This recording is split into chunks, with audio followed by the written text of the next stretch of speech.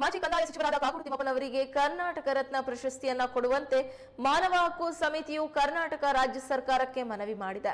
ರಾಜ್ಯದ ಮುಖ್ಯಮಂತ್ರಿಯಾಗುವ ಎಲ್ಲ ಅರ್ಹತೆಗಳು ಕಾಗೋಡು ತಿಮ್ಮಪ್ಪನವರಿಗಿದ್ದು ವಯೋಸಹಜವಾಗಿ ಅದು ಅಸಾಧ್ಯವಾಗಿದೆ.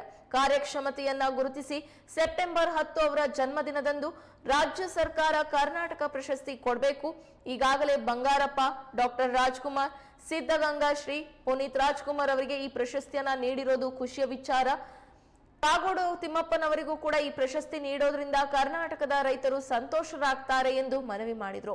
ಇನ್ನು ಬಗರ್ ಹುಕುಂ ಭೂಮಿಯನ್ನ ಅರಣ್ಯ ಇಲಾಖೆಯವರು ಕಬಳಿಸುವ ಯತ್ನ ನಡೀತಾ ಇದೆ ಎಂದು ದೂರಿದ್ರು. ಹಾಗಾಗಿ ಆಗಸ್ಟ್ 27ರಂದು ಪ್ರತಿಭಟನೆ ನಡೆಸೋದಾಗಿ ಎಚ್ಚರಿಕೆಯನ್ನ ನೀಡಿದ್ರು. ಅತ್ಯುತ್ತಮ ರಾಜಕಾರಣಿಗಳು ಶ್ರೀ ಕಾಗೋಡು ತಿಮ್ಮಪ್ಪನವರು ಅವರು ಈಗಾಗಲೇ 93 ವರ್ಷಗಳು. ನಾಳೆ ಸೆಪ್ಟೆಂಬರ್ 10ರಂದು 93 ವರ್ಷ ತುಂಬುತ್ತೆ. ಈಗಾಗಲೇ ನಾವು ಕಳೆದ ಪತ್ರಿಕಾಗೋಷ್ಠಿಯಲ್ಲಿ ಅವರಿಗೆ ಕರ್ನಾಟಕ ರತ್ನ ಪ್ರಶಸ್ತಿ ಕೊಡಬೇಕು ಅಂತೇಳಿ ಸರ್ಕಾರಕ್ಕೆ ಮನವಿ ಮಾಡ್ಕೊಂಡಿದ್ವಿ. ಮತ್ತು ಆಗಸ್ಟ್ 15ಕ್ಕೆ ಜಿಲ್ಲಾ ಮಂತ್ರಿಗಳಾದಂಥ ಶ್ರೀ ಎಸ್ ಮಧು ಬಂಗಾರಪ್ಪನವ್ರಿಗೆ ಮನವಿ ಅರ್ಪಿಸಿ ಅವ್ರಿಗೆ ಕರ್ನಾಟಕ ರತ್ನ ಪ್ರಶಸ್ತಿ ಕೊಡಬೇಕು ಅಂಥೇಳಿ ಕೂಡ ಮನವಿ ಮಾಡಿದ್ವಿ. ಕಾಗೋಡು ತಿಮ್ಮಪ್ಪನವರು ರಾಜ್ಯದಲ್ಲಿ ಸಮಾಜ ಕಲ್ಯಾಣ ಸಚಿವರಾಗಿ, ಕಂದಾಯ ಸಚಿವರಾಗಿ ಮತ್ತು ವಿಧಾನಸಭಾ ಅಧ್ಯಕ್ಷರಾಗಿ ಸುದೀರ್ಘವಾಗಿ ಯಾವುದೇ ಕಳಂಕರಹಿತವಾಗಿ ರಾಜಕಾರಣವನ್ನು ಮಾಡ್ಕೊಂಡು ಬಂದಿದ್ದಾರೆ ಮತ್ತು ಹೆಚ್ಚು ಶೋಷಿತರ ಪರವಾಗಿ ಧ್ವನಿಯನ್ನು ಗೂಡಿಸ್ತಾ ಬಂದಿದ್ದಾರೆ. ಅದರ ಜೊತೆಯಲ್ಲಿ ಬಗರ್ಹುಕುಂ ರೈತರ ಮತ್ತು ಅರಣ್ಯ ವ್ಯಾಪ್ತಿ ರೈತರ ಬಗ್ಗೆ ತುಂಬ ಹೆಚ್ಚಿನ ಆಸಕ್ತಿ ವಹಿಸಿ ಲಕ್ಷಾಂತರ ಜನರಿಗೆ ಭೂಮಿ ಕೊಡಿಸುವಲ್ಲಿ ಯಶಸ್ವಿಯಾಗಿದ್ದಾರೆ.